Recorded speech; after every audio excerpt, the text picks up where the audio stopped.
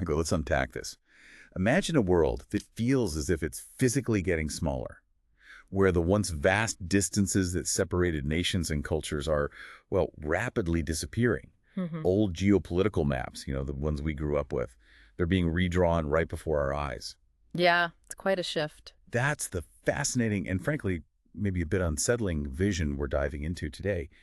It's a profound shift that makes our world feel more interconnected than ever, yet, paradoxically, also far more volatile. And what's truly fascinating here, I think, is how our sources, particularly drawing from Robert D. Kaplan's insightful analysis of Paul Bracken's work, really challenge our fundamental assumptions about geography. How so? Well, we often think of vast distances and, empty spaces as a kind of cushion, right? A natural buffer against conflict. Sure, that makes sense. But this deep dive will reveal how that cushion is eroding. We'll explore a concept Bracken powerfully calls the crisis of room. The crisis of room. And this isn't just some abstract idea. It fundamentally reshapes national security, global power dynamics, and even, our personal experiences of space and connectivity. And crucially, we'll see how technology and demographics are conspiring, perhaps unwittingly, to make our world feel profoundly more claustrophobic, more intense. Likely more intense. Certainly demanding of entirely new, fresh strategies for peace. So our mission today is really to extract the essential nuggets from these insightful analyses, helping you, our listener, truly grasp the profound changes happening on our global stage. We want you to walk away from this deep dive with a clear understanding of why the very finite size of the Earth is becoming a growing source of instability and, well, what that means for the future. So let's kick things off by exploring what our sources call the crisis of room. Now, this isn't just a catchy phrase, is it? It's a core concept introduced by Paul Bracken. He's a political science professor at Yale. That's right. In his 1999 book, Fire in the East, The Rise of Asian Military Power and the Second Nuclear Age. And it was remarkably prescient. All right, the material we're looking at calls it a clairvoyant tour de force, which is pretty high praise. It really is. It suggests Bracken captured the spirit of geopolitical giants like Mackinder and Spikeman, even without directly name-dropping them. Okay, and that comparison to Mackinder and Spikeman is important, isn't it? Why is that? Well, it grounds Bracken's work in that rich tradition of geopolitical thought. For listeners maybe not familiar, Mackinder, early 20th century, he had the heartland theory, control Eurasia's landmass, control the world. Right, the world islands. Exactly. And Spikeman countered with the rimland theory, control the coastal regions around the heartland. Both emphasized physical geography's role in power. Okay. What Bracken does, as our sources explain, is bring this geographical understanding into the digital age. Yeah. He essentially sketches out this map of Eurasia where time and distance, these huge barriers, are just collapsing.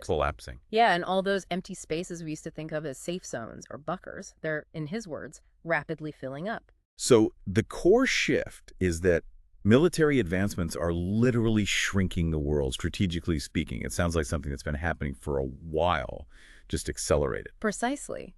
It builds on what the historian William McNeill alerted us to. McNeill showed how human expansion and tech have steadily eroded geography's insulating power for millennia. Okay. But Bracken argues, and our sources detail this, we're now in a far more dramatic, maybe even dangerous stage.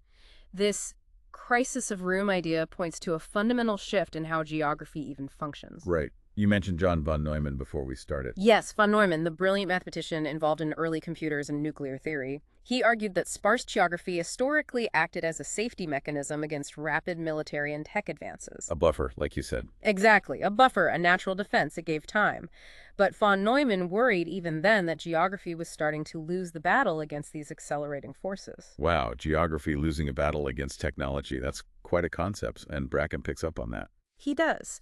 He contends that the very finite size of the Earth is increasingly a source of instability. As military hardware and software think advanced missiles, surveillance, cyber capabilities keep advancing so fast, they basically condense distances on the map. It's like the whole world map is shrinking in real time. That's a good way to put it. It makes every region feel closer, more connected, and definitely more vulnerable. And this compression, this loss of space, Bracken says it's easy to miss. Why is that? Exactly, because it's gradual. He warns, and this quote's worth thinking about, this is an easy change to miss because it is gradual. Okay. Think of it like like a room you live in. Yeah. Start spacious, comfortable, then slowly, almost without you noticing, more furniture gets added, more people move in. Right, you adjust it. You adjust, maybe it even feels cozy for a bit, but eventually you're bumping into things, bumping into people. That comfortable space becomes undeniably claustrophobic, tense. Prone to accidents or worse. Right, simply because there's no room left to maneuver, to retreat, to have comfortable boundaries. The danger is how slowly it happens. You don't see it as a fundamental threat until it's already changed everything. We adapt to the new normal, but the pressure keeps building underneath. Exactly, making the world feel increasingly stifling and dangerous. #2, Asia's military transformation and the death of distance. Okay, so while this gradual crisis of room was unfolding, our sources point out this really interesting contrast. Americans and Europeans were focused heavily on globalization. Which is huge, obvious. Undeniably. Trade, culture, communication, all transformed. But meanwhile, across Eurasia, something else was quietly but steadily growing. Nationalism and military power. Yeah, often under the radar in the West. And here's a fact that really jumped out at me. Bracken notes that missile tests, bomb tests, even biological and chemical weapons programs aren't just from so-called rogue states. He calls them the products of a prosperous, liberalizing Asia. That really highlights a crucial blind spot in Western perception, doesn't it? A disconnect. The sources argue the West failed to recognize a basic historical truth. War tech and wealth tech have always been linked. They go hand in hand. Absolutely. Asia's incredible economic rise didn't happen in a vacuum, separate from military development. That growth directly fueled its military rise. So it wasn't just liberalization opening markets, it was modernization of militaries happening right alongside it, often because of that new wealth. Precisely. It wasn't separate, it was an inherent part of their advancement. Economic strength translates to defense capability. So how did that transformation actually look on the ground for these Asian militaries? What was the before and after? Well, in the early Cold War, Asian armies were often described as lumbering World War II type armies. Okay. Their main job, often unstated, was internal consolidation, holding the new state together. Nation building, essentially. Exactly. The army was often an instrument of mass indoctrination, a school for nationhood. Soldiers might do more farming than fighting, focused inward, and crucially, separated from neighbors by enormous tracts of mileage. Distance was a real buffer. But then came the post-industrial shift. Right. Driven by the information revolution, national wealth accumulating. Across Asia, Middle East oil states, Pacific Rim, tiger economies, as economies boomed, militaries transformed, they developed full-fledged military-civilian post-industrial complexes. Meaning defense was deeply tied into their civilian tech and economy. Absolutely integrated. And these new forces weren't equipped with old tanks. They had missiles and fiber optics and cellular phones, technologies that just radically shrink strategic distance. So they weren't just buying Western tech, they were building their own capabilities, their own defense industries. And this wasn't just about hardware, was it? It changed how states functioned too. Precisely. At the same time, Eurasian states became bureaucratically more cohesive. Governments got more efficient, centralized, better at using national resources. This new cohesion let their militaries and leaders shift focus outward, away from just internal politics towards projecting power onto other states. Becoming more legal and professional, the sources say. Exactly. And the old option, retreating into the vast countryside, that vanished. Now, as the sources graphically put it, electronic sensors monitor international borders with weapons of mass destruction at the ready. Wow. The effect is profound. Geography, once a cushion or escape route, becomes a prison from which there is no escape. Every neighbor is suddenly within immediate reach. Conflict feels much more imminent. Geography as a prison. That's a stark image. And you see this playing out in what's described as an unbroken belt of countries from Israel to North Korea. That's right, including Syria, Iran, Pakistan, India, China, a really diverse group. It's a zone where countries have assembled either nuclear or chemical arsenals and are developing ballistic missiles. Creating what Bracken calls a multipolar balance of terror. Yeah. Not bipolar like the Cold War, but multiple states with these weapons. Exactly. And this web stretches over a 6,000-mile arc, cutting across traditional theaters and the way the West divides up Asia for study. It really embodies this death of distance. And a really clear example of this is Japan, isn't it? Absolutely. Japan's islands always made it seem like a zone of sanctuary, protected from mainland conflicts. Right, geography as protection. But that changed dramatically in 1998. North Korea fired a missile across Japan into the Pacific. Suddenly, physical separation meant much less strategically. Japan instantly became an integral part of mainland Asia's military space, even though it's still an island nation. The missile just erased that buffer zone. Incredible how one event can reconfigure things like that. And speaking of reconfiguring Asia, the sources talk about how our idea of Asia has shifted over time. Yeah, it's not static at all. Historically, Western maritime power, like the Portuguese, kind of created Asia as one big concept for maps and trade. Hooray. Then the Cold War broke it down into regions East Asia, South Asia, Middle East for strategic management, each with its U.S. command. Made it seem separate. Right. But then, the 70s East Asian economic boom started forming the Pacific Basin idea, hinting at a more connected Asia again. And that was only possible because U.S. military power guaranteed peace kept major wars unthinkable. But now that context is changing. It is. As Asia returns to being a single organic unit, economically, culturally, militarily, U.S. power is, relatively speaking, receding, and indigenous power, especially China and India, is rising. So it's becoming one interconnected unit again, but with different internal power dynamics. Asia reclaiming its own strategic destiny, maybe. That's a good way to think about it. And the irony is fascinating. On one hand, Asia is conceptually enlarging as old regional divides collapse. But simultaneously, it's becoming more claustrophobic. How so? Because of booming populations in huge cities and the expanding range of missiles. And critically, it's becoming more volatile because you have this buildup of advanced weapons without strong, stabilizing alliance structures or established rules of the road like post-war Europe developed. The room's getting smaller, the people inside are more armed, and there's no clear rulebook. That sums it up pretty well. Which brings us to how these distant dots on the map are now incredibly connected. Historically, alliances in Asia often didn't mean much because armies were just too far apart. Right. Distance was the ultimate barrier. But that's totally changed. Modern forces mean missiles, and WMDs replace huge infantries as deterrents. Navies patrol far from home, deep into the Indian Ocean, the Western Pacific. And nations like China, Japan, India, Israel are building sophisticated communication grids, satellites, underwater listening posts. Right, connecting everything. You mentioned India and China as an example? Yeah, it's perfect. Historically, the Himalayas made them strategically separate. China wasn't an immediate conventional threat to India. The mountains were the buffer. Exactly. But today, India uses satellites and recon planes to watch Chinese troops in Tibet in those same mountains. And India's Navy has a Far Eastern command way out in the Andaman Islands, 750 miles east, specifically to counter China's growing naval presence far from its own shores in the Indian Ocean. It's a real strategic chess game across this shrinking continent. Bracken's quote here really hits home. As Asian industrial power becomes aligned with Asian military power, he says, the continent is literally running out of room for mistakes and miscalculations, becoming, in effect, the shrinking Eurasian chessboard. That phrase just captures the whole dynamic, doesn't it? Heightened tension, reduced margin for error, ###3, the impact of disruptive technologies. Now, onto this shrinking Eurasian chessboard, Bracken adds another critical, really destabilizing factor. What he calls disruptive technologies. Okay, disruptive technologies. What makes them disruptive? They're not just better weapons. No, they're more than that. They're technologies that don't just support the existing power structure, they actively undermine it by disrupting the status quo. They change the game entirely. They shift the rules. So what kind of examples are we talking about? Well, think computer viruses. A tiny bit of code can cripple critical infrastructure, financial systems, military networks. Right, disproportionate impact. Exactly. And then the big ones, nuclear and biological weapons. They're the ultimate disruptive tech. Bracken puts it clearly. Disruptive technology changes the game. By upsetting existing advantages, it nurtures new skills and fosters different strategies. Okay. The resulting uncertainty shakes up the established order and changes the standards by which leadership is measured.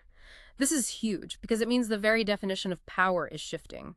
Old-school military might can be negated by a smaller, tech-savvy player with these tools. And we see that playing out starkly in the Middle East, don't we? The sources mention Iran and Israel. Yeah, it's a prime example. Disruptive tech, combined with intense religious zealotry, effectively brings Iran right to Palestine's doorstep, despite over 800 miles between them.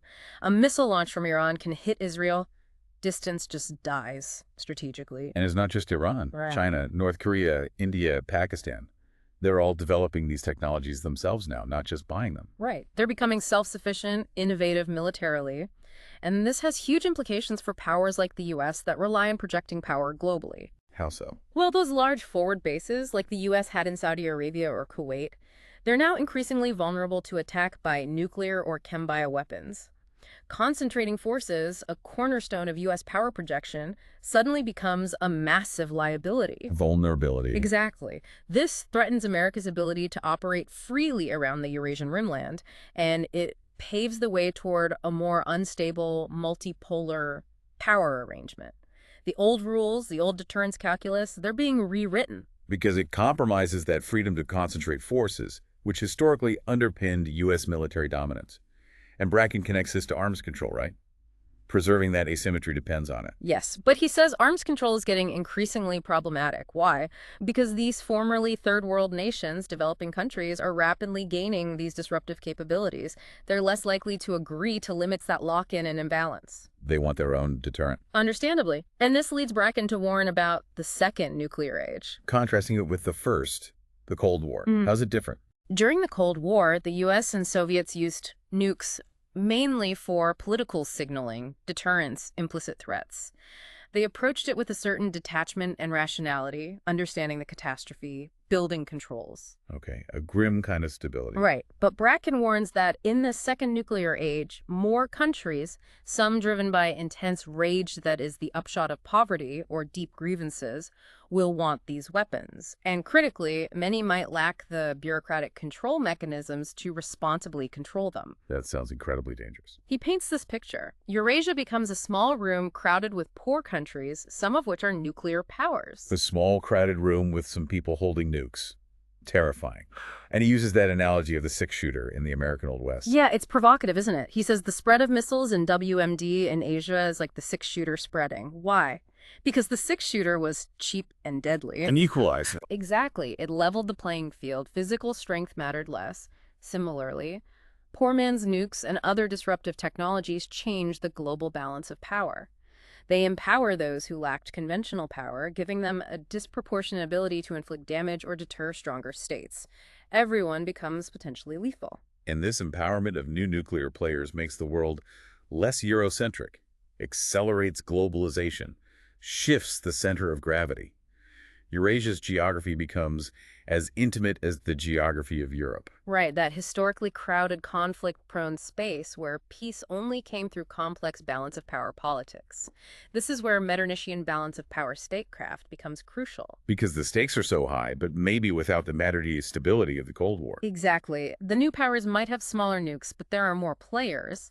The damage one could inflict, especially on crowded megacities, would still be immense and nearly beyond comprehension. This closed geography demands those skilled diplomats, focused on equilibrium, to prevent mass violence. So like Metternich after Napoleon, focusing on pragmatic balance, not ideology, to keep the peace. That's the idea. It also means Mackinder's heartland and Spikeman's rimland become less distinct in one way because tech connects everything. Chinese aid to Iran affects Israel. Bombs in Gaza incite crowds in Indonesia via TV. Geography isn't irrelevant, but it's layered with other factors now. Precisely. Transformed, not eliminated. #tag4. The claustrophobia of urbanization and crowd psychology. And the concerns about the shrinking map and disruptive tech are only amplified by another huge factor, something very human, the sheer rise of urban populations themselves. Right, demographics. This massive shift makes Eurasia only more claustrophobic. It's almost like a revisit to Thomas Malthus, the 18th century economist. Malthus. But wasn't he wrong about food supply? His specific food prediction was off, yes, thanks to agricultural tech, but his general worldview, humans reacting to their environment, his focus on demography, quality of life for the poor, that's surprisingly gaining more respect now. So the general idea of demographic pressure causing instability, especially in crowded cities, is relevant again. Very relevant. Look at the Middle East and North Africa. Half the population in the West Bank and Gaza is under 15. The Greater Middle East projected to go from 854 million to over 1.2 billion in 20 years. The Arab world nearly doubling. Wow. all while groundwater is diminishing, like in Yemen. The sources say this will have explosive side effects. The term Malthusian might be heard more, maybe about resources and social tension, not just food. And this feeds directly into Bracken's loss of room idea. Absolutely. Crowded megacities are central to this crisis. They often face poor living conditions, commodity price spikes, water shortages, unresponsive city services that just can't cope. Creating fertile ground for unrest. Exactly. Fertile petri dishes for the spread of both democracy and radicalism. It's a paradox. Regimes might look strong externally with missiles, but internally they can be fragile due to these urban pressures. And the scale of these megacities is just mind-boggling. The sources mention 25 cities over 10 million rising to 40 by 2015. And almost all in the global south, developing countries. Tokyo at 35 million, Lagos nearing 12 million. 13 of the first 25 in Southeast Asia, plus Karachi, Tehran, Istanbul, Cairo in the Middle East, each a huge complex hub. And over half of humanity is urban now, heading towards two-thirds. That's the projection, 468 cities, over a million already. Future growth mostly in developing Asia and Africa, often leading to slum-like conditions. Contrast that with Mackinder's time, only 14% urbanites. The scale and speed are unprecedented. That's a massive, rapid change in how humans live and interact. It makes you think about historical patterns, like Ibn Khaldun's cycles of urbanization. Yes, Khaldun's Muqaddimah is incredibly relevant. He saw this cycle. Nomads create cities for comfort, rulers capture them, provide security, cities flourish, but then luxury leads to decay, solidarity erodes, systems fragment, new groups take over. And the source says this is now happening globally. For the first time in history, this process is operating on a global scale. Those dynamics are playing out everywhere. So what does that look like today with modern tech layered on top? It looks like this. Massive migration from rural areas to urban centers across Eurasia, Africa, South America, creating these huge, often ungovernable cities. Too big to manage centrally. Right. They break down into suburbs, neighborhoods, self-help units with local leaders.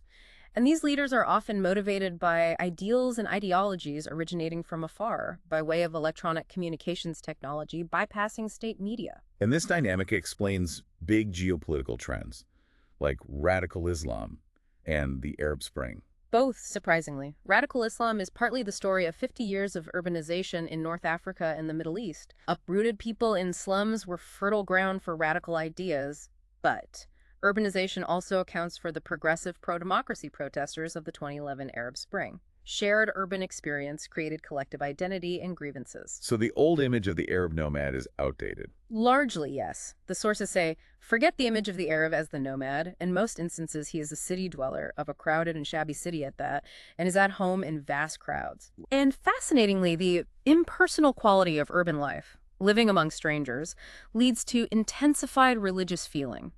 In villages, religion was tradition.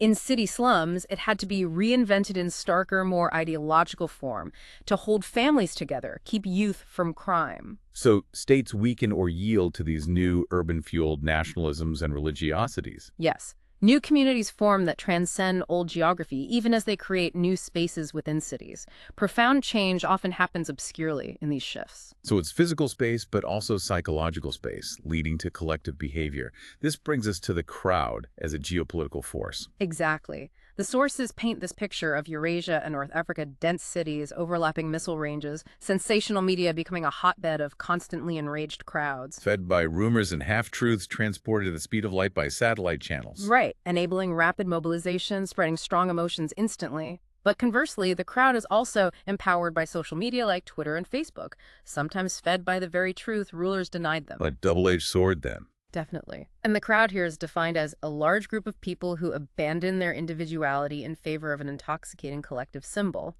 merging into a larger group identity. That sounds like Elias Canetti's work, Crowds and Power. It's a direct echo.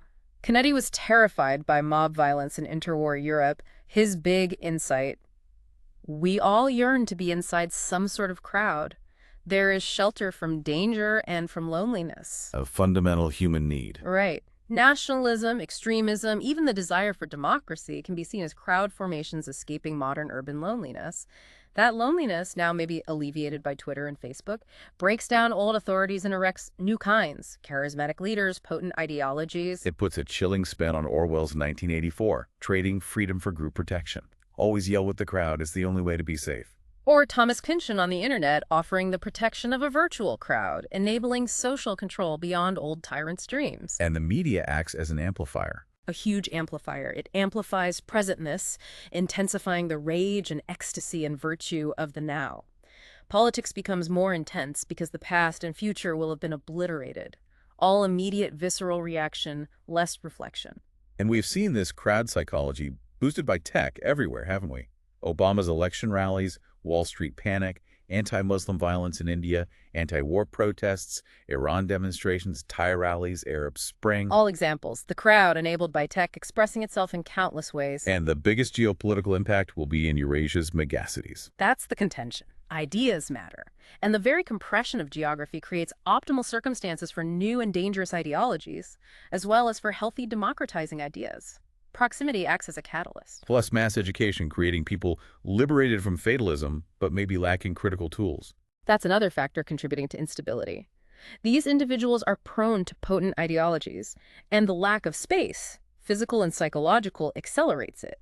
Intriguingly, the psychological hearthplace of nationalist identity is increasingly the city, not the idealized rural past. Even as urban crowds demand policies based on those idealized rural terrains they don't inhabit anymore, a real disconnect. A profound disconnect. The media's role here feels particularly unsettling. Spengler's quote from Decline of the West is chilling. No tamer has his animals more under his power than the media. Unleash the reader mass, it storms the target. A more appalling caricature of freedom of thought cannot be imagined. It's bleak, maybe overly pessimistic, but apply the core idea to Bracken's context. Think Cold War hatred. Intense but cool and abstract, geographically separated. Right. But now, digital, big flat television screens you can't turn off. Everything is up close and personal. Every slight, every injustice is immediate, visceral, and raging. And Bracken warns Westerners often misunderstand the intensity of feelings in Asia and the Middle East about religious or ethnic disputes. Yes, they're not just abstract politics, they're identity, he warns. Internal disorders could quickly spill over, inflamed by mass media. Leaders could then be backed into a rhetorical corner, a dangerous place for people who have atom bombs. Truly terrifying. He also says nationalism is dangerously underrated by the West. Strongly. He thinks it's seen as a relic, but argues the most important issue of the 21st century is understanding how nationalism combines with the newly destructive technologies appearing in Asia. Because new nuclear powers like Pakistan, India, China have large, poor, lower middle-class populations in those dense cities. Exactly. Which will abet a resentful, hot-blooded nationalism, where missiles and nukes become the latest totemic objects of the crowd. National pride tied to these destructive symbols, making foreign policy volatile. #5. The paradox of state power in a shrinking world. So understanding the 21st century, Matt, really means accepting these grave contradictions. On one side, some states get militarily stronger, armed with WMDs. Projecting power like never before. Right. But at the same time, other states, especially in the greater Middle East and parts of Africa, are actually weakening internally, losing their grip. This erosion of state capacity, it's driven by long wars, refugee movements, just the massive job of governing these huge, badly urbanized cities. Exactly. It's a complex mix. So while some states build formidable militaries, others are basically collapsing under these immense internal pressures. And this weakening spawns sub-state armies. What are those exactly? They're not conventional forces. They're groups deeply tied to specific geographies, rooted in local culture, religion, tradition. Local militias, insurgent groups. Right. And crucially, the sources say they fight better than state armies on the same territory ever could. Why? They know the terrain, blend in, often fight with more purpose or desperation. Can you give some examples? Sure. Southern Lebanon's Hezbollah is a classic case. The former Tamil Tigers in Sri Lanka, Maoist Naxalites in India, pro-Taliban groups in Pakistan, the Taliban itself in Afghanistan, Iraqi militias during the Civil War, all terrain-specific sub-state land forces using local knowledge. It's like a revenge of geography, isn't it? Right. Even as tech shrinks the world, precision missiles hit one house, but small groups of turbaned irregulars use mountains to bedevil a superpower. That's the paradox. The revenge of geography is clear. Ancient terrain power reasserts itself. But even those missiles need bases, land or sea, bringing us back to geography, maybe less intimate, like Spikeman's Rimland for placing U.S. warships aiming into the heartland. Ancient and modern constructs coexisting. It's key. And the sources stress that the sheer burden of governing vast, poor urban concentrations makes statehood more onerous than ever. This helps explain collapsing dictatorships and weak young democracies. Like Pakistan having nukes but struggling with basic services and security. Exactly. Or Nigeria, Yemen, Somalia barely functioning, besieged by sub-state militias. A huge gap between the appearance of statehood and actual capacity. Which leads to this really novel idea, the power of statelessness. Hmm. Groups like Hezbollah or Palestinians in Gaza wielding power but avoiding statehood. Right. They eschewed the compromises required for statehood. It's strategic. A state has to abide by certain rules, making it an easier target for pressure or attack. So being stateless is an advantage. It can be. Yoko Greigel at Johns Hopkins insightfully notes, the state is a burden. These groups seek power without the responsibility of governing. They operate outside the rules. And modern tech helps them. Comms, weapons. Absolutely. Tech allows them to organize, get foreign help, arm themselves, eroding the state's monopoly on violence. And think about the shift. The Industrial Revolution was about bigness, tanks, factories. The post-industrial is about smallness. Miniature bombs, plastic explosives, drones. Exactly. Things that do not require the large territory of a state to deploy. Small stateless groups benefit hugely. They're agile, hard to counter. So there are actually reasons not to have a state now, especially if you have radical goals. Precisely. Greigel says, the greater the capability of nations to destroy one another, the more dangerous it is to have a state, especially for groups challenging existing powers. A state is a bad fit for absolutist goals that can never be realized by statehood. Because states require compromise, administration, following rules. Things that run counter to extremism. Plus, the mass migration to urban slums, severing ties with the countryside, aids radicalization across the southern Eurasian rimland. Mass media publicizes their demands, fortifying identities into crowd packs not defined by state loyalty. New communities based on ideology, not borders. A dangerous feedback loop where statelessness becomes a strategic choice. A very complex and often dangerous dynamic, yes. #tag6, the interconnected future, and the global ennui.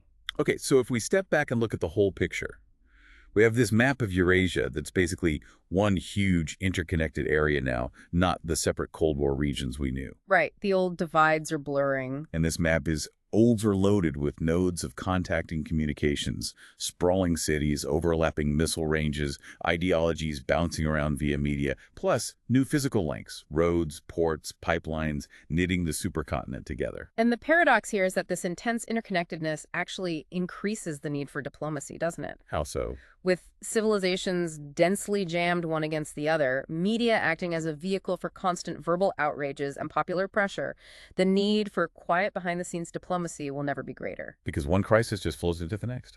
Exactly. There's a perennial need for everyone to calm down, de-escalate.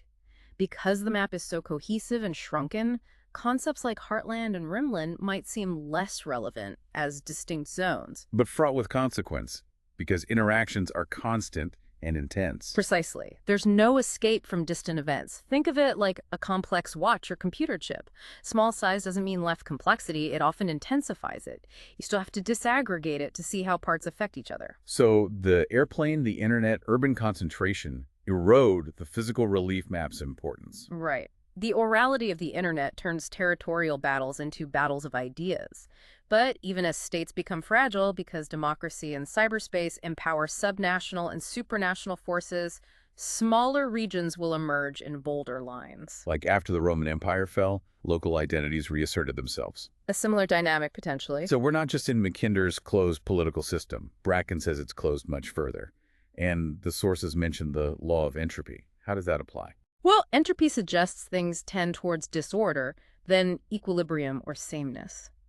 Applied here, it suggests every place might start looking like every other place, subject to similar passions, global homogenization. Driven by tech and shared experience, which leads to this rather grim idea of global ennui. Yeah, that's from Randall Schweller at Ohio State, a result of overstimulation mixed with individual extremism and dogmatic posturing by states. The world becomes both duller and more dangerous than ever before. Dull because everything's the same. Dangerous because extremism still flourishes.